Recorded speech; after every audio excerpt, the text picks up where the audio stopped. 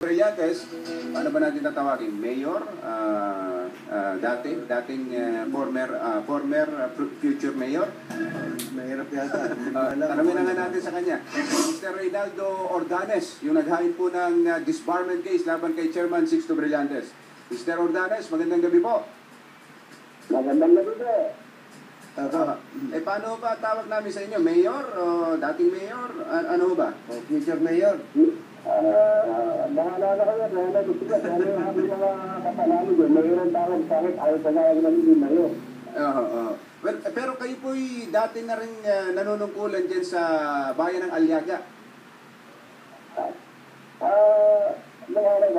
Sekretaryo ako ni Mayor Carias. Nung dating mayor. Nung dating mayor yung lalaki. Yung lalaki. Ang nakaupo ko ngayon, yung kaasunto ninyo ay yung asawa. Yung babae. Opo. Okay. Ano pong mga dahilan at naghain kayo ng disbarment laban kay COMELEC Chairman Brillantes? Unang-una po, hindi ko naman dapat gawin ito pagkat ang gusto namin tahimik at sinusulit-sulit sa batas. Nung matapos po ang decision dito sa PCA na ako ang lumabas na nalabo, isinasa po sa COMELEC. Pinigil sa campaign today para makakuha ng siya ako. Doon pala po napansin na namin ang hindi parehas sa napansin sa amin na palang ni Chairman Brillantes. Kasi po, nakita namin po na managalis yung presiding sa second division, si Commissioner Yusuf.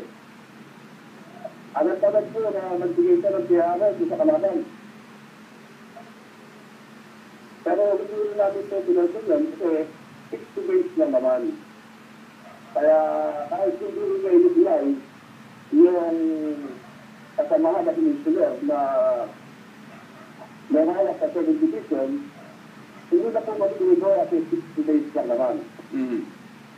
After po ng 60 days, pinintay namin, na mag-last po ang 60 days, automatic po na magbigay ang lower court kasi meron po akong itinari sa kanila na execution pending appeal na-granted na po.